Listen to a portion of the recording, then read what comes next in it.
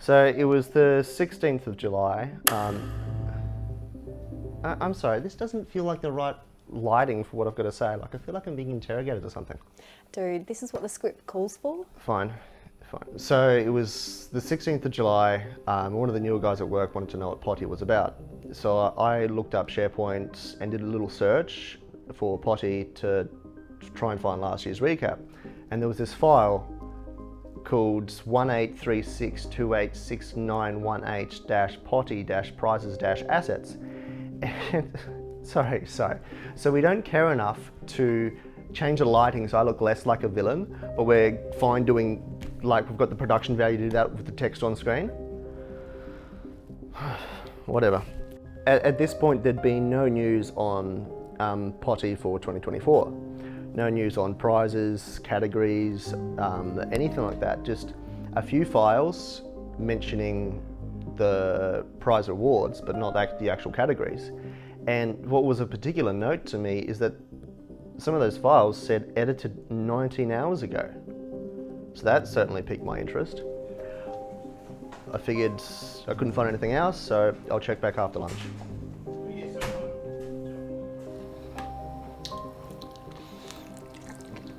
So I checked back in after lunch, and finally there was some more information on it. There was actually this PDF there.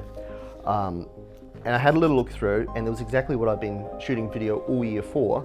Video was a category, and I was particularly excited about that. Until, of course, I saw the theme. I found the theme documentary a little challenging to begin with, because it's not what I'd been shooting video all year for. I was going for something similar to last year's Shoot Local, something like that. So it did take me a little while to get my head around the theme. Since last year I'd been shooting video with the sole theme of getting very pretty footage, I might as well try and bend the theme to match what I've already shot.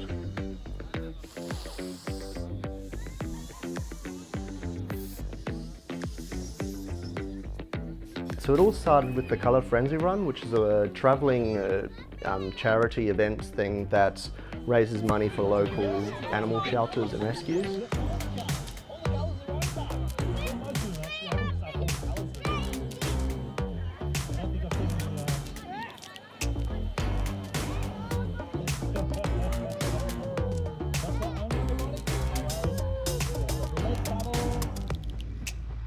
So I got this medal for finishing the run, which I just walked around. It was certainly a nice way of starting a year of shooting events. Unfortunately though, what happened next would affect me and my plans to shoot video for the better part of 6 months. The engine in my car stopped working.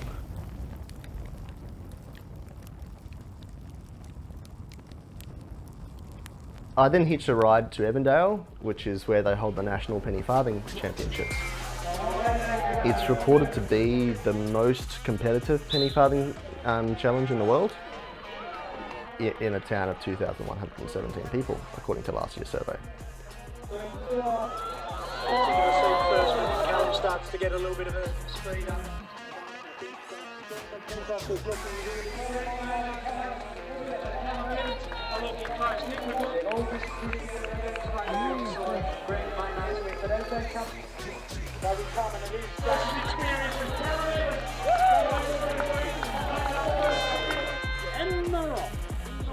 Soggy Bottom is an annual cardboard boat race held at Cataract Beach in Launceston. It was a very good opportunity for me to test out the 100 FPS that my camera can shoot before the wife and I were headed to the Moscow Circus that was in town later that week. It wasn't till my wife and I were actually in line at the circus, waiting to go in, that I saw on the tickets, it says, phones are okay, but no DSLR cameras.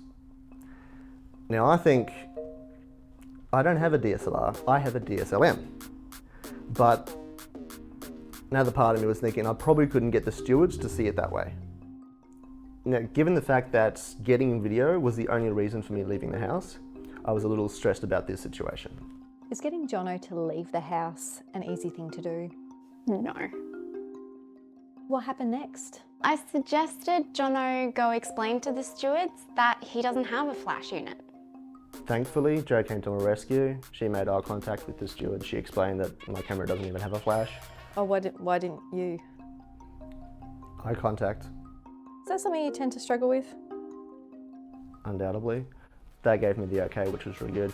And I got some of the best footage I got all year.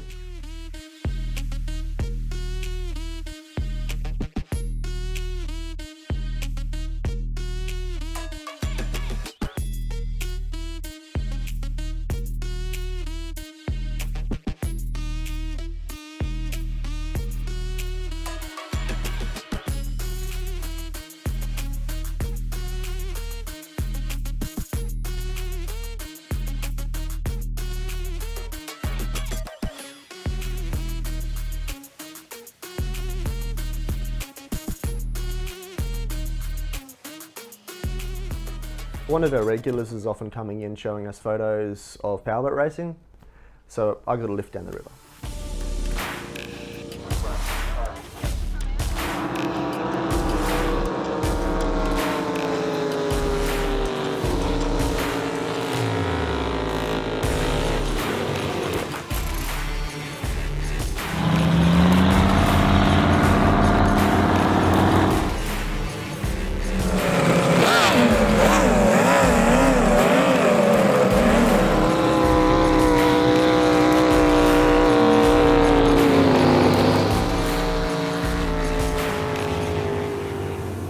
The Canon rep was down and we had arranged for a photo walk with the model and Canon cameras, and so I went along to that, and I had the idea of getting EJ at a model to stare down the camera and giving me the opportunity to try and match cut between backgrounds like this.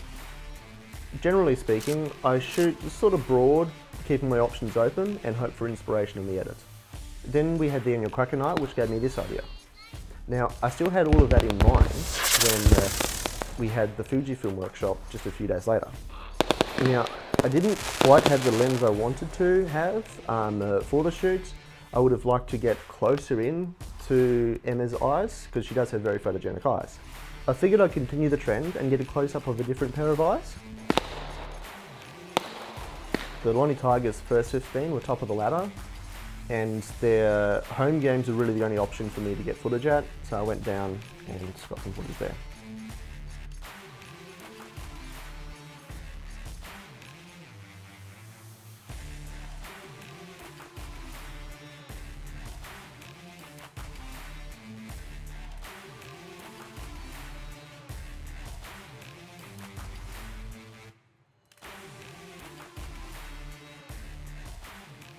John, can you tell me what made you decide to make a video about your year of shooting video? Is it to do with your autism? Could you be more specific, please? You've been basically stuck on a theme for the whole year, for 12 months, right? Can I show you how I can fold a 6x7 foot ProMaster reflector? We'll cut away to that, but I do want you to answer this question. I can have a one-track mind. Why do you deflect personal questions with humour? I think the reason is that I never really did get social cues growing up, and so I would often say something genuinely that people assumed was jest, and so I guess I learned to mask my own social awkwardness by laughing along at my expense. Would you say that to anyone face to face? No.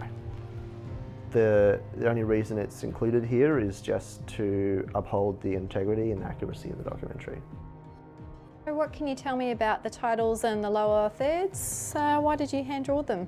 The terms and conditions are very clear. They say that no element in the entry can be computer generated, including any element created by artificial intelligence.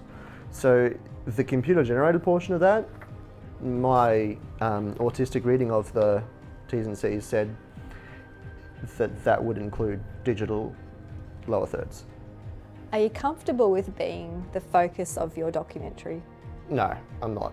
but it was pretty much the only way for me to be able to make the trailer work.